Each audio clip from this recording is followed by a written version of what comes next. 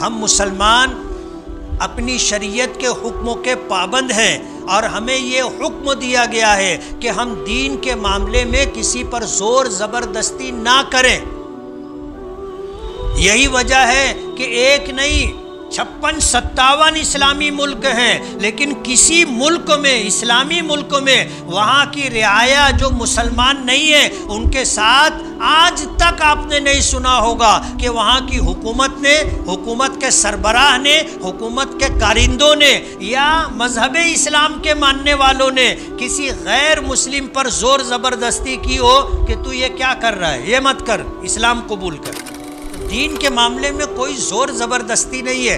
جب ہماری شریعت ہم کو یہ حکم دیتی ہے کہ دین کے معاملے میں کوئی زور زبردستی نہیں ہے، تو ہم بھی اپنے برادران وطن سے یہ حق مانگ سکتے ہیں کہ ہندوستان ایک جمہوریت اور سیکولر ازم پر مبنی قوانین رکھتا ہے، ہر ایک کو آزادی ہے، اپنے مذہب کے مطابق زندگی گزارے، اپنے مذہب کے مطابق عمل کرے، اس میں آپ کو عمل دخل کی اجازت نہیں۔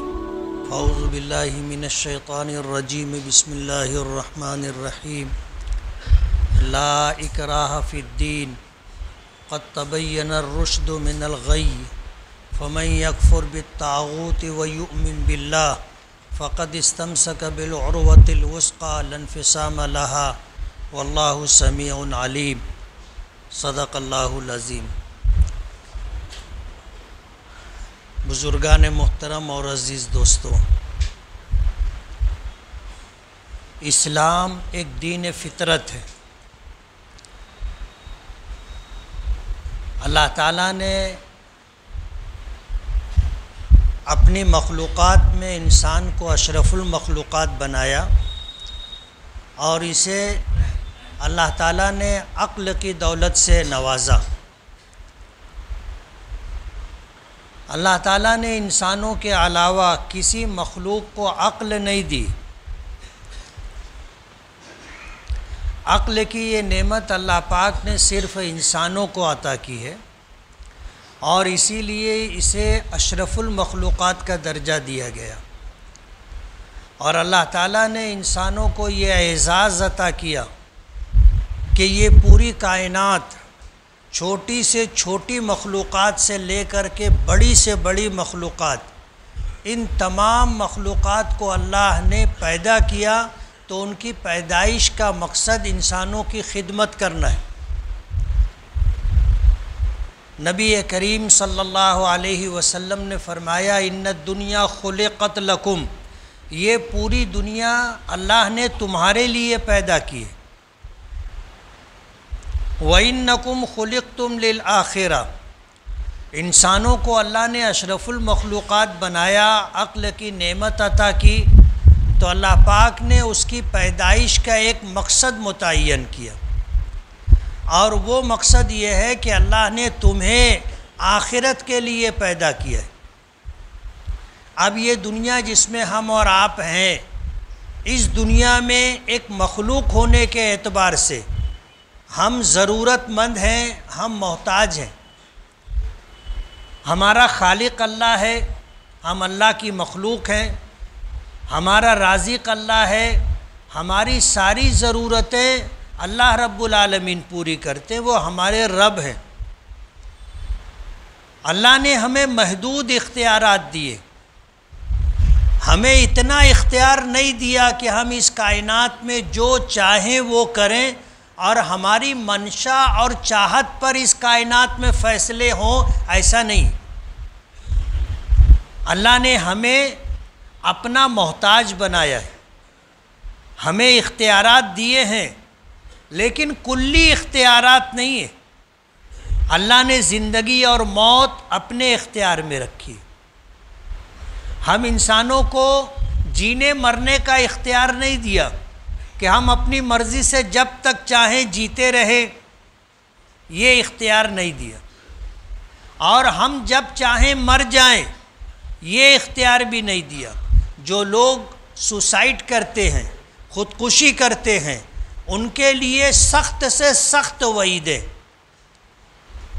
مرنا انہیں اسی وقت ہے جس وقت وہ خودکشی اور سوسائڈ کرتے، لیکن اپنے مرنے کا سبب انہوں نے خود چنا اور وہی سبب ان کی زندگی کے خاتمے کا سبب بنا، گنہگار ہیں۔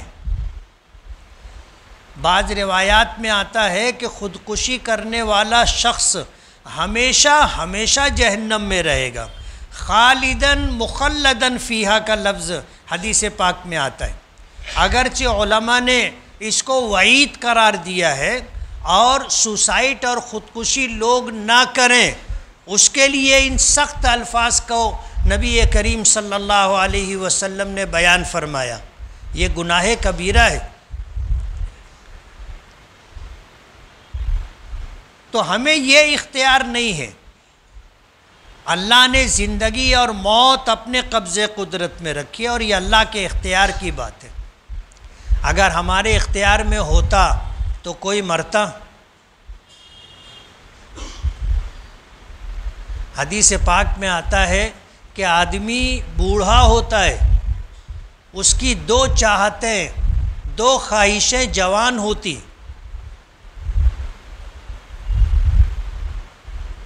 آدمی بوڑھا ہوتا ہے تو اس کی دو خواہشیں اور چاہتیں جوان ہوتی ہیں۔ پہلی چاہت یہ کہ وہ کبھی نہ مرے، بس ہمیشہ کی زندگی اس کو مل جائے، مرنے کے لیے تیار نہیں ہوتا، بلکہ جیسے جیسے آدمی آگے بڑھتا ہے موت کی طرف، ویسے ویسے اس کے جینے کی چاہت بڑھتی جاتی ہے۔ اور دوسری چاہت مال کی محبت، جیسے جیسے آدمی آگے بڑھتا ہے بڑھاپے کی طرف، مال کی محبت اور مال کی چاہت بڑھتی چلی جاتی۔ حدیث پاک میں آتا ہے نبی کریم صلی اللہ علیہ وسلم نے فرمایا کہ اگر انسان کو ایک وادی بھر کر کے سونا دے دیا جائے، وادی اونچے اونچے پہاڑوں کے درمیان جو گہرائی ہوتی ہے اور جو نشیبی علاقہ ہوتا ہے اس کو وادی کہتے، پہاڑ سے لگ کر کے نچلی زمین کو، دو پہاڑوں کے درمیان جو خالی جگہ ہے، اگر یہ بھر کر کے کسی انسان کو سونا دے دیا جائے، حضور فرماتے ہیں کہ وہ دوسری وادی بھرنے کی تمنا کرے گا کہ اتنا ہی سونا اور مل جائے، اور دوسری وادی، ایک کارخانے سے دو کارخانہ، دو سے چار کارخانہ، ایک سائزنگ سے دو سائزنگ، دو سائزنگ سے 10 سائزنگ۔ یہ چاہت کبھی ختم نہیں ہوتی، جوان ہوتی رہتی ہے۔ حضور پاک صلی اللہ علیہ وسلم نے فرمایا کہ انسان کا پیٹ تو قبر کی مٹی بھرتی ہے، انسان کا پیٹ قبر کی مٹی بھرتی ہے، سونے سے، چاندی سے، روپیے پیسے سے، مال و اسباب سے، مکانات سے، بنگلوں سے، کاروں سے انسان کا پیٹ نہیں بھرتا، اس کا پیٹ تو قبر کی مٹی بھرتی ہے۔ تو اللہ نے زندگی اور موت اپنے قبضے قدرت میں رکھی، امیری اور غریبی اللہ نے اپنے اختیار میں رکھا ہے۔ اگر ہمارے اختیار میں ہوتا تو ہم میں کوئی مزدور رہتا؟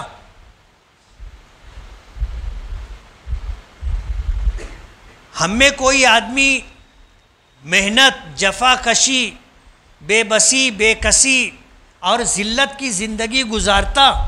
کبھی نہیں۔ امیری اور غریبی اللہ نے اپنے اختیار میں رکھی۔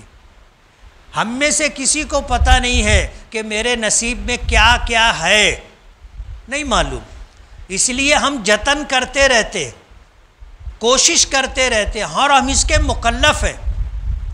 ہاتھ پر ہاتھ دھرے بیٹھنے کی تعلیم ہماری شریعت نے نہیں دی، ہماری شریعت نے کوشش کرنے کا، جد و جہد کرنے کا ہمیں مکلف بنایا ہے۔ ملے گا کیا؟ جو اللہ کا فیصلہ ہے، جس کو ہم مقدر کہتے، ملتا اتنا ہی ہے۔ محنت کی بنیاد پر کسی کو زیادہ روزی مل جائے گی ایسا نہیں ہے، ورنہ حمال اور مزدوری کرنے والے کو سب سے زیادہ دولت ملتی، اور کار میں گھومنے والے اور ایئر کنڈیشن آفسوں میں بیٹھنے والوں کو بہت تھوڑی سی ملتی۔ محنت کی بنیاد پر روزی نہیں ملتی، عقل کی بنیاد پر روزی نہیں ملتی۔ اگر عقل کی بنیاد پر روزی ملتی تو سائنسداں لوگ، ایجادات کرنے والے لوگ، اچھی سوجھ بوجھ رکھنے والے مالدار ہوتے، اور بیوقوف لوگ تنگ دست اور محتاج ہوتے۔ تو عقل کی بنیاد پہ روزی نہیں ملتی، علم کی بنیاد پر روزی نہیں ملتی۔ اگر علم کی بنیاد پر روزی ملتی تو ماسٹر لوگ، مولانا لوگ، ٹیچر لوگ، انجینئر لوگ دوسروں کے یہاں نوکری نہیں کرتے۔ علم کی بنیاد پر اگر روزی ملتی اور زیادہ ملتی تو جو جاہل ہوتے وہ غریب ہوتے، اور جو پڑھے لکھے ہوتے وہ امیر ہوتے، اور جس کے پاس جتنا علم ہوتا اس کی دولت اتنی زیادہ ہوتی۔ لیکن اللہ نے علم کی بنیاد پر کسی کو روزی نہیں دی، ورنہ انبیاء کرام علیہم الصلاۃ اور ہمارے آقا جناب رسول اللہ صلی اللہ علیہ وسلم علم کے پہاڑ تھے۔ آپ فرماتے ہیں اوتی تو علم الاولین والآخرین، کہ اللہ نے مجھے اولین و آخرین کے علوم عطا کیے، یعنی حضرت آدم علیہ السلام سے لے کر کے حضور پاک صلی اللہ علیہ وسلم تک آپ سے پہلے جتنے لوگ گزرے، والآخرین، اور آپ سے لے کر کے قیامت تک جتنے انسان آنے والے ہیں ان کو جتنا علم اللہ پاک نے دیا، حضور فرماتے ہیں اللہ نے وہ سارا علم مجھے دیا ہے۔ اولین و آخرین کے علوم دیے گئے، لیکن حالت کیا تھی؟ فقر کے ساتھ، تنگ دستی کے ساتھ، فاقے کے ساتھ زندگی گزرتی تھی۔ بہت مشہور روایت ہے، فجر کی نماز پڑھ کر کے حضور پاک صلی اللہ علیہ وسلم ازواج مطہرات کے حجروں میں آتے، آ کر کے پوچھتے کہ ہے کچھ کھانے پینے کے لیے، اگر کچھ ہوتا تو وہ پیش کر دیا کرتی تھی، آپ تناول فرما لیتے۔ اور روایتوں میں آتا ہے کہ اگر جواب یہ ملتا کہ کچھ نہیں ہے تو فرماتے تھے کہ آج میرا روزہ ہے۔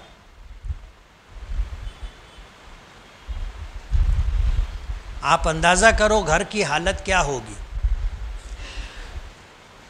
گھر میں آ کر کے پوچھتے تھے کہ کچھ ہے، ازواج مطہرات میں سے، امہات المومنین میں سے جس کے یہاں باری ہوتی تھی، اگر کچھ انتظام ہوتا تھا تو وہ پیش کر دیتی، آپ تناول فرما لیتے۔ اور اگر یہ جواب ملتا کہ گھر میں کچھ نہیں ہے تو حضور فرماتے تھے کہ میرا روزہ ہے۔ حضرت عائشہ صدیقہ رضی اللہ تعالی عنہا فرماتی ہیں کہ نبی کریم صلی اللہ علیہ وسلم کے ساتھ زندگی گزری، برسوں گزارے، کوئی دن ایسا نہیں تھا کہ میرے آقا نے 2 وقت پیٹ بھر کھانا کھایا ہو۔ ہم لوگ تو 3 وقت کھاتے ہیں، 4 وقت کھاتے ہیں۔ صبح نماز کے بعد ہلکا پھلکا ناشتہ ہو جائے گا، 10-11 بجے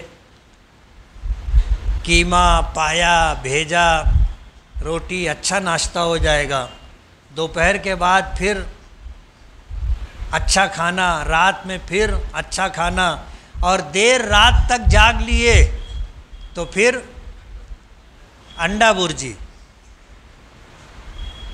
4 وقت کھاتے۔ حضور پاک صلی اللہ علیہ وسلم کی حالت یہ تھی کہ صبح گھر تشریف لائے، کچھ ملا الحمدللہ، ورنہ روزہ۔ کبھی ایسا نہیں دیکھا، حضرت عائشہ فرماتی ہے، اور ہمارا ایمان ہے کہ ام المومنین حضرت عائشہ صدیقہ رضی اللہ تعالی عنہا جھوٹ نہیں بولیں گی۔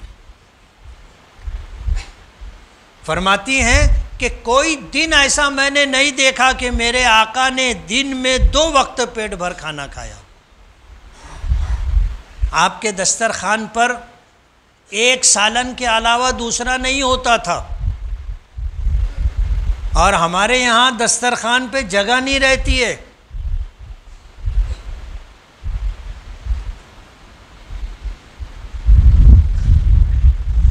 فرماتی حضرت عائشہ صدیقہ رضی اللہ تعالی عنہا کہ ایسے دن بھی ہم نے دیکھے کہ 2 مہینے گزر گئے گھر میں چولہا نہیں جلا،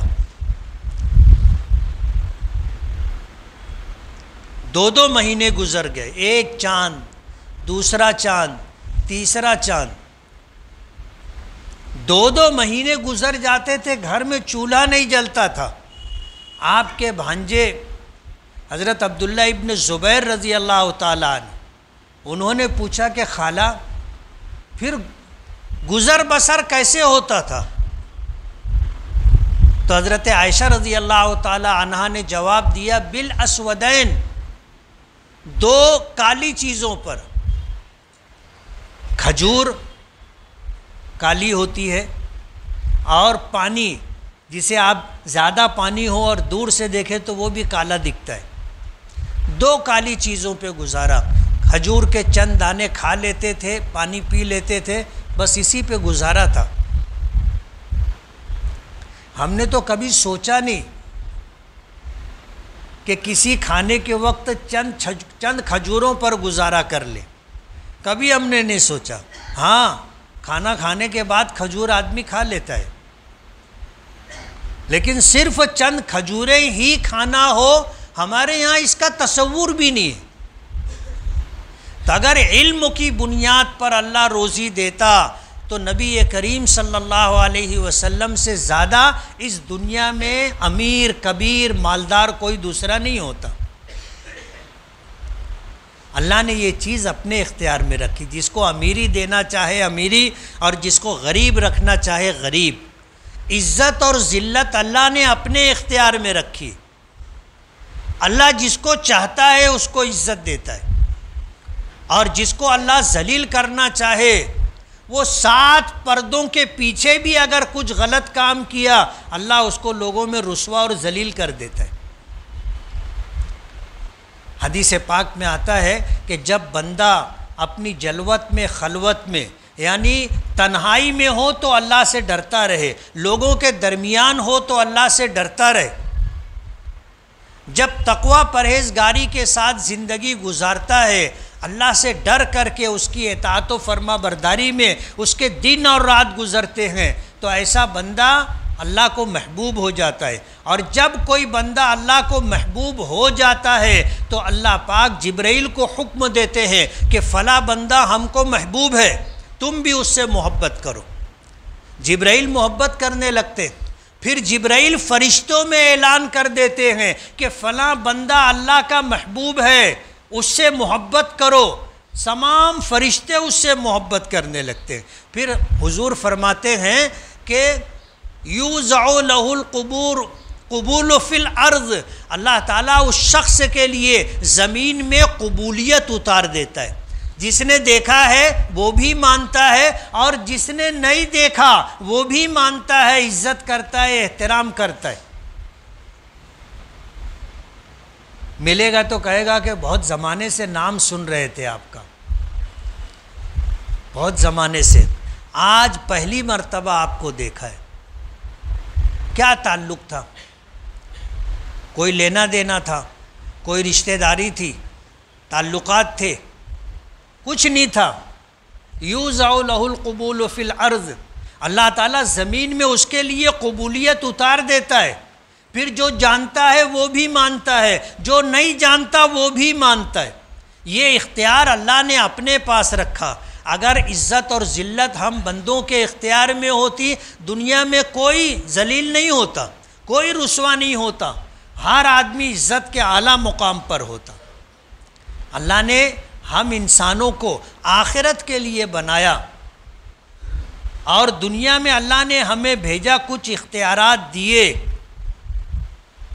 کلی اختیار نہیں دیا کہ ہم جو چاہیں وہ کریں، نہیں، ہم اللہ کے فیصلے کے پابند ہیں، محتاج ہیں۔ اللہ پاک ہمارے لیے جو فیصلے چاہتا ہے وہ فیصلے کرتا ہے، اور ہمیں ماننا ہے.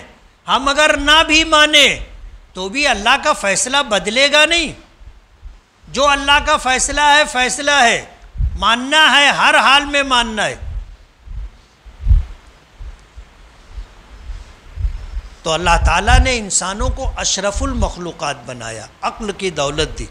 اور یہ عقل کی دولت اس لیے دی کہ اللہ نے ہمیں آخرت کے لیے بنایا ہے، تو یہ پوری کائنات اللہ نے ہماری خدمت پر لگا دی. اور ہمیں اللہ نے توحید اور شریعت کا راستہ اختیار کرنے کا حکم دیا ہے. اور اس دنیا میں اللہ نے جو دین قیامت تک کے لیے رکھا ہے وہ دین اسلام ہے. یہ دین فطرت ہے. فطرت کا مطلب یہ ہے کہ انسان اپنے مزاج طبیعت کے مطابق جو چاہتا ہے اللہ تعالیٰ نے وہی ساری چیزیں اسلام میں احکام کی صورت میں ہمیں عطا کی. انسان چاہتا ہے بندگی، اللہ نے نماز دی، روزہ دیا، زکوٰۃ دی، حج دیا، عمرے دیے، اور عبادات کے بہت سارے طریقے، اجر و ثواب کے حصول کے راستے اللہ نے بتائے. انسان کی چاہت ہوتی ہے. اللہ نے دنیا کے اندر عجیب و غریب چیزیں پیدا کی، عجیب و غریب پھل پھول رزق اللہ نے دیے. اس کا ذائقہ، اس کی لذت ہم لینا چاہتے ہیں. اللہ نے وہ ہمیں جب یہ مزاج دیا تو وہ چیزیں بھی دی. انسان کی فطرت میں ہے اللہ تعالیٰ کی وحدانیت، ربوبیت، الوہیت. اللہ نے یہی فطرت ہمیں دی ہے اور اسی کے مطابق انسان چلتا ہے تو چین و سکون کی زندگی گزارتا ہے.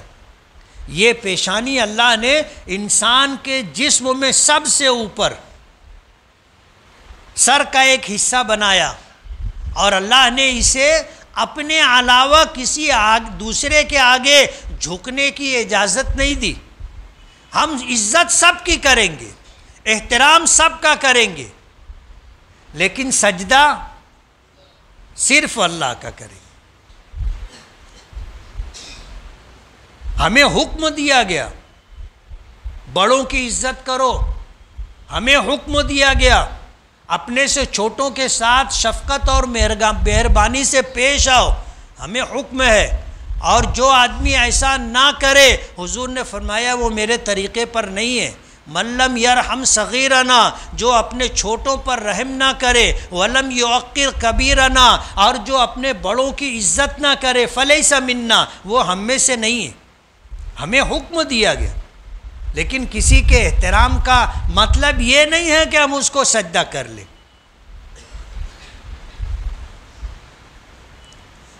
اللہ نے یہ پوری کائنات ہماری خدمت پر معمور کر دی اور وہ اپنا کام کر رہی ہے. زمین ہے، آسمان ہے، چاند سورج ہے، چھوٹی بڑی مخلوقات ہیں، ان کا کام ہے، وہ اپنا کام کر رہے ہیں. اور ایک وقت آئے گا کہ جب یہ ان کا وقت ختم ہو جائے گا. کل قیامت کے دن ان کو مٹی بنا دیا جائے گا. نہ ان کے لیے جنت ہے، نہ ان کے لیے جہنم ہے. جنت اور جہنم اللہ نے ہمارے لیے بنائی. قرآن کریم کی آیت میں نے پڑھی، لا اکراہ فی الدین، دین کے معاملے میں کوئی زور زبردستی نہیں. اللہ نے تم کو عقل دی ہے، عقل کو استعمال کرو، اور عقل کو استعمال کر کے تم اپنی عبادت کے لیے، معاشرت کے لیے، معیشت کے لیے راستہ چنو. تم کو اختیار دیا گیا، زبردستی نہیں ہے. ہم مسلمان اپنی شریعت کے حکموں کے پابند ہیں، اور ہمیں یہ حکم دیا گیا ہے کہ ہم دین کے معاملے میں کسی پر زور زبردستی نہ کریں. یہی وجہ ہے کہ ایک نہیں 56-57 اسلامی ملک ہیں، لیکن کسی ملک میں، اسلامی ملک میں، وہاں کی رعایا جو مسلمان نہیں ہیں ان کے ساتھ آج تک آپ نے نہیں سنا ہوگا کہ وہاں کی حکومت نے، حکومت کے سربراہ نے، حکومت کے کارندوں نے یا مذہب اسلام کے ماننے والوں نے کسی غیر مسلم پر زور زبردستی کی ہو کہ تو یہ کیا کر رہا ہے، یہ مت کر، اسلام قبول کر. آج تک نہیں سنا ہوگا. ہمارا مذہب ہمیں اس بات کا حکم دیتا ہے، دین کے معاملے میں کوئی زور زبردستی نہیں. لکم دینکم ولی دین، تمہارے لیے تمہارا دین اور میرے لیے میرا دین۔ ہم کسی سے دینی معاملات میں زور زبردستی نہیں کرتے۔ لا اکراہ فی الدین، اللہ پاک نے فرمایا قد تبین الرشد من الغی، بھلائی گمراہی کے مقابلے میں واضح کر دی گئی ہے کہ بھلائی کیا ہے، برائی کیا ہے، ہدایت کیا ہے، گمراہی کیا ہے، انبیاء کرام نے آ کر کے بتا دیا۔ اب ماننا نہ ماننا، بھلائی کا راستہ اختیار کرنا، گمراہی کے راستے پر، برائی کے راستے پر جانا تمہاری مرضی کی بات ہے، اور اسی پر جزا اور سزا ہے، اسی پر جزا اور سزا ہے۔ جو لوگ ایمان لائے، جو لوگ اللہ اس کے رسول کے حکموں کو پورا کرتے رہے، انہوں نے بھلائی کا راستہ اختیار کیا۔ جمعہ کی نماز کے لیے آپ حضرات مسجد میں تشریف لائے، کوئی پکڑ کے لایا آپ کو، زبردستی لایا، ہاتھ پیر باندھ کر کے مسجد میں کھینچ کر کے لایا گیا؟ نہیں، ایک آواز دی گئی، حی علی الصلاۃ فاسعوا الی ذکر اللہ، آؤ نماز کے لیے، آؤ اللہ کے ذکر کی طرف۔ جن کو اللہ نے ایمان دیا، توفیق دی، وہ چلے آئے، اور جن کو نہیں آنا تھا نہیں آئے۔ شاید ہم میں سے کوئی آدمی ایسا ہوگا جو آتے ہوئے راستے میں کسی کو بولا ہوگا کہ چل نماز کے لیے، شاید کوئی ہوگا، ورنہ ہر آدمی اپنی تیاری کر کے نکلتا ہے، سیدھا خاموشی سے مسجد آ جاتا ہے۔ تو دین کے معاملے میں کوئی زور زبردستی نہیں ہے۔ جب ہماری شریعت ہم کو یہ حکم دیتی ہے کہ دین کے معاملے میں کوئی زور زبردستی نہیں ہے، تو ہم بھی اپنے برادران وطن سے یہ حق مانگ سکتے ہیں کہ ہندوستان ایک جمہوریت اور سیکولر ازم پر مبنی قوانین رکھتا ہے، ہر ایک کو آزادی ہے، اپنے مذہب کے مطابق زندگی گزارے، اپنے مذہب کے مطابق عمل کرے، اس میں آپ کو عمل دخل کی اجازت نہیں۔ ہم آپ کو ڈسٹرب نہیں کرتے، آپ ہم کو بھی ڈسٹرب مت کرو۔ لکم دینکم ولی دین، تمہارے لیے تمہارا دین، ہمارے لیے ہمارا دین۔ اور اللہ پاک کا بہت بڑا احسان ہے، ہندوستان کی سرزمین وہ سرزمین ہے جسے نبی کریم صلی اللہ علیہ وسلم نے یہ اعزاز دیا کہ مجھے ہندوستان کی طرف سے دین کے معاملے میں اچھی خوشبو آ رہی ہے۔ ہندوستان کو یہ مقام حاصل ہے، یہ فخر حاصل ہے۔ اقبال نے کہا نا کہ میرے عرب کو آئی ٹھنڈی ہوا جہاں سے، میرا وطن وہی ہے، میرا وطن وہی ہے۔ ہندوستان کو یہ فخر حاصل ہے، یہ اعزاز حاصل ہے۔ یہ سرزمین ماضی سے لے کے آج تک اور آگے بھی پوری دنیا میں سب سے زیادہ مذاہب رکھنے والی، سب سے زیادہ تہذیب رکھنے والی، سب سے زیادہ بولیاں بولنے والی سرزمین ہے۔ اور تاریخ میں کبھی ایسا نہیں رہا کہ ماضی میں کسی نے کسی پر زور زبردستی کی ہو۔ اگر کیا ہوتا تو ظاہر بات ہے ایک ہی مذہب باقی رہتا، سب ختم ہو جاتے۔ اختلاف مذاہب کے باوجود ہندوستان الحمدللہ اتحاد اور اتفاق کے ساتھ رہا ہے، اور ہمیں امید ہے کہ انشاءاللہ آگے بھی اتحاد و اتفاق کے ساتھ رہے گا۔ اللہ کا بے پناہ احسان ہے، ہندوستان کو مذہبی طور پر ہم مسلمانوں میں سے لوگوں نے خاص محنت کر کے ایک مقام دیا ہے۔ بڑے بڑے مدارس، بڑے بڑے علماء یہاں کا تشریف لائے، اور الحمدللہ بڑی بڑی مذہبی کتابیں الحمدللہ قرآن ہندوستان کے اندر لکھی گئی۔ آج عرب کے علماء بھی اس کا احترام کرتے، اعتراف کرتے ہیں کہ ہاں ہندوستان کے علماء نے دین کی بہت اہم خدمات انجام دی۔ الحمدللہ اسلام ہندوستان میں آیا، جس دن سے آیا اس دن سے ترقی پذیر ہے، دن بدن آگے بڑھتا جا رہا ہے۔ اس کو دبانے کی بہت کوشش کی گئی، دبانی ختم کرنے کی بہت کوشش کی گئی، ختم کرنے والے ختم ہو گئے، اسلام نہیں ختم ہوا۔ اور اس میں مدارس دینیہ کا بہت بڑا رول رہا ہے، اور ہم مسلمانوں میں مردوں کے ساتھ ساتھ عورتوں کا بھی ایک خاص مقام ہے۔ آپ اگر دیکھو گے کسی انسان کی کامیابی کے پیچھے کسی نہ کسی عورت کا ہاتھ ہوتا ہے، وہ ماں بھی ہو سکتی ہے، بیوی بھی ہو سکتی ہے، بہن بھی ہو سکتی ہے، بیٹی بھی ہو سکتی۔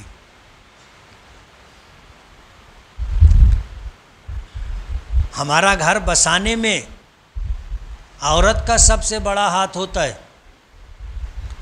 میں تو آج سے برسوں پہلے اصلاح معاشرہ میں کہہ چکا کہ گھروں کو بنائے رکھنے میں، جوڑے رکھنے میں 95% عورت کی قربانی اور اس کا حصہ ہوتا ہے۔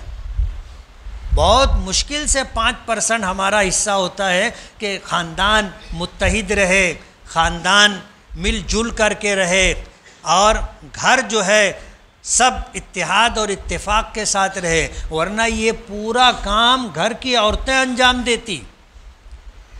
نبھانے میں، گھر بنائے رکھنے میں، زندگی گزارنے میں عورتوں کا 95% حصہ ہوتا ہے۔ اس لیے ان کی قدر کرنی چاہیے، ان کی قدر کرنی چاہیے۔ اگر عورت دیندار ہے تو دین نسلوں تک جاتا ہے۔ گھر کی عورتیں اگر دیندار ہیں تو دین نسلوں تک جاتا ہے۔ اور حضرت مولانا پیر ذوالفقار نقشبندی دامت برکاتہم نے کہا ہے کہ مرد پڑھا تو فرد پڑھا، یعنی ایک آدمی پڑھا، اور عورت پڑھی تو خاندان پڑھا۔ الحمدللہ ہمارے شہر مالیگاؤں کو یہ اعزاز رہا کہ عورتوں کو عالمہ اور حافظہ بنانے میں مالیگاؤں کے علماء نے پیش قدمی کی۔ حضرت مولانا عثمان صاحب رحمۃ اللہ علیہ، حضرت مولانا محمد الیاس صاحب، حضرت مولانا عبدالحق صاحب، حضرت مولانا عبدالقادر صاحب جامعۃ الصالحات کے بانی ہیں۔ آج اس ادارے پر 50 سال گزر گئے۔ دنیا میں جہاں جہاں لڑکیوں کے مدرسے ہیں، بالواسطہ یا بلا واسطہ ان کا تعلق جامعۃ الصالحات سے۔ یہاں سے بچیاں عالمہ بن کر، حافظہ بن کر کے گئیں تو دنیا کے دور دراز علاقوں میں انہوں نے بچیوں کی دینی تعلیم کے ادارے قائم کیے۔ یہ اعزاز مالیگاؤں کو اور ہمارے اکابرین علماء کرام کو حاصل ہے۔ اور یہ 50 سال یوں ہی نہیں گزر گئے، آپ لوگوں کا تعاون رہا الحمدللہ۔ ہمارے پچھلوں نے، ہمارے بزرگوں نے، اکابرین نے مالیگاؤں کے ان مدارس کو اپنا تعاون دیا تو یہ مدارس چل رہے۔ سرمایہ کسی بھی ادارے کے لیے ریڑھ کی ہڈی کی حیثیت رکھتا ہے۔ جامعۃ الصالحات الحمدللہ مالیگاؤں کے لیے فخر ہے۔ ہم لوگ تو جب جاتے ہیں، اب کہاں مالیگاؤں، اچھا وہ لڑکیوں کا مدرسہ جہاں پر ہے، کچھ لوگوں کو نام معلوم رہتا ہے جامعۃ الصالحات، کچھ لوگوں کو نام نہیں معلوم رہتا، پھر بھی ان کو اتنا سمجھتا ہے کہ لڑکیوں کا سب سے پہلا اعلیٰ دینی تعلیم کا مدرسہ کہاں قائم ہوا تھا؟ مالیگاؤں میں۔ پچھلے ہفتے ہم نے اعلان کیا تھا کہ اگلے ہفتے جامعۃ الصالحات کا چندہ ہوگا۔ کس کو پچھلے ہفتے کا اعلان یاد ہے؟ بہت لوگ کو یاد نہیں، بھول گئے۔ بھولنے کا مطلب سمجھ رہے ہو نا؟ خالی جیب لے کے آ گئے ہوں گے۔ ایک ہفتہ پہلے اس لیے کہا جاتا ہے کہ اگلے ہفتہ فلاں مدرسے کا چندہ ہوگا، ہمیں آپ کا تعاون چاہیے، اور آپ یقین مانو اس میں ہمارا کوئی کمیشن نہیں ہے، کوئی حصہ نہیں ہے، ہم آپ کے خیرخواہ ہیں۔ جو مال آج آپ نے اللہ کی رضا کے لیے، دینی کاموں کے لیے دے دیا، آپ نے اپنے لیے اللہ کے خزانے میں جمع کر دیا، باقی تو سب آپ کو چھوڑ کے جانا ہے نا۔ اس لیے جامعۃ الصالحات کے ذمہ داران آئے ہیں، ٹرسٹی صاحب بھی آئے ہیں، دیگر ہمارے نوجوان بچے بھی ہیں۔ نماز کے بعد دروازوں پر آپ کے استقبال کے لیے کھڑے ہوں گے۔ آپ سے گزارش ہے کہ اپنے ادارے کا بھرپور تعاون کریں۔ اللہ تعالی ہمیں عمل کی توفیق عطا فرمائے۔ وآخر دعوانا ان الحمد للہ رب العالمین۔ جن ساتھیوں نے سنت نہ پڑھی ہو وہ سنت پڑھ لیں۔